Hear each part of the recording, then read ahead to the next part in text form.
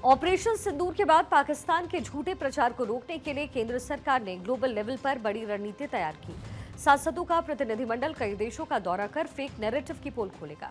कूटनीतिक मोर्चे पर भी अब पाकिस्तान को पूरी तरीके से बेनकाब किया जाएगा। मीडिया रिपोर्ट्स के मुताबिक केंद्र सरकार ने सभी दलों के सांसदों का एक अंतर्राष्ट्रीय प्रतिनिधिमंडल भी तैयार किया है, जो कि मई 22 के बाद अमेरिका, ब्रिटेन, दक्षिण अफ्रीका, कतर और यूएई जैसे देशों का दौरा करेगा। मकसद साफ होगा कि दुनिया को बताना कि आतंक की फैक्ट्री कहां है और शांति की असली रुकावट कहां है और कौन है। इस हाई लेवल डिप्लोमेटिक कैंपेन की कमान संसदीय कार्य मंत्री किरेन रिजिजू के हाथ में होनी है। हर प्रतिनिधि मंडल में 5 से 6 सांसद होंगे, जिनमें अधिकतर वरिष्ठ और एनडीए के नेता शामिल किए गए हैं। विपक्ष के नेताओं को भी न्योता भेजा गया है ताकि पूरी दुनिया को यह दिखाया जा सके कि पाकिस्तान की आतंकी करतूतों पर भारत एकजुट है।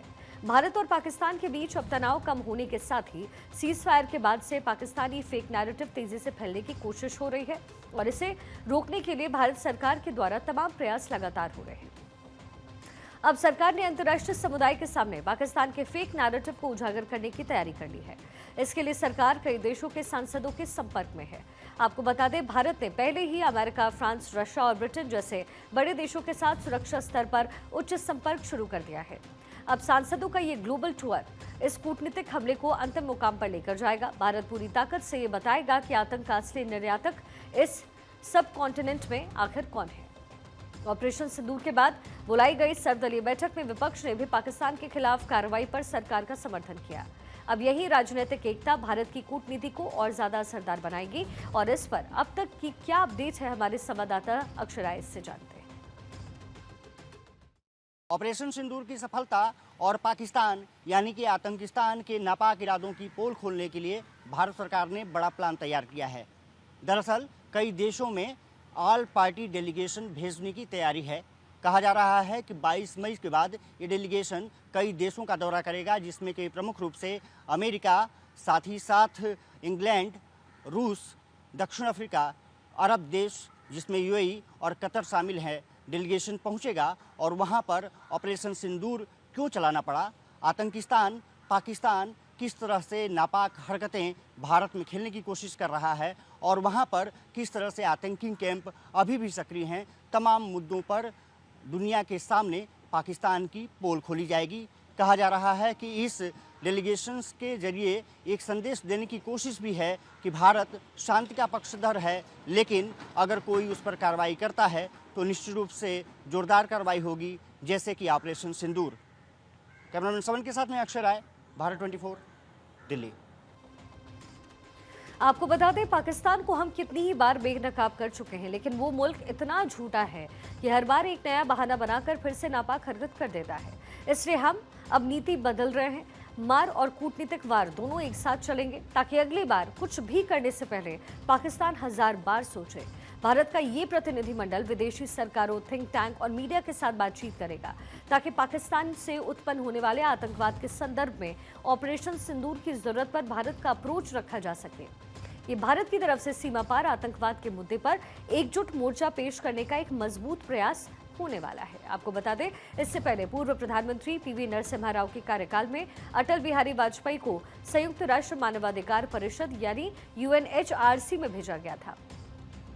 दरअसल भारत के ऑपरेशन सिंदूर से घबराया पाकिस्तान अब सोशल मीडिया और तमाम प्लेटफॉर्म्स पर फेक नैरेटिव चला रहा है।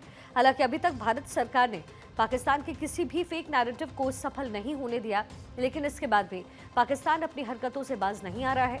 अब सरकार ने अंतर्राष्ट्रीय समुदाय के सामने ऑपरेशन सिंदूर को लेकर जानकारी देने की तैयारी कर ली है।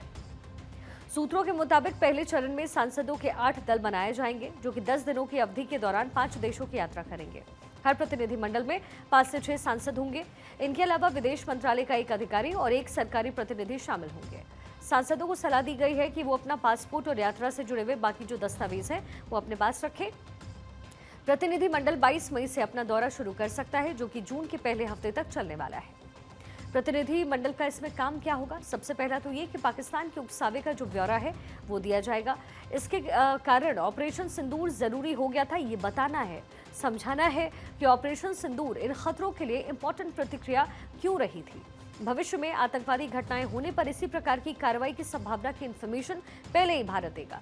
ऑपरेशन के दौरान केवल आतंकवादी ठिकानों को ही सटीक निशाना बनाने पर जोर देना ही हमने सिर्फ आतंकवादियों पर कार्रवाई की है, ये कहा जाएगा। आतंकवाद को बढ़ावा देने में पाकिस्तान की भूमिका और इसके साइड इफेक्ट्स पर भी जो बातें हैं वो सामने रखी जाएंगी। विदेश मंत्रालय बाकी मंत्रालयों और विभागों के साथ मिलकर सांसदों के लिए बातचीत के बिंदु को तैयार कर रहा है। सूत्रों ने बताया है कि अलग अलग देशों में भारतीय राजनयिक मिशन भी प्रयासों को आगे बढ़ाएंगे और ये पहली बार होगा जब मोदी सरकार कश्मीर और पाकिस्तान से उपजे सीमा पार आतंकवाद पर भारत का पक्ष रखने के लिए अलग अलग दलों के सांसदों को अपॉइंट करेगी।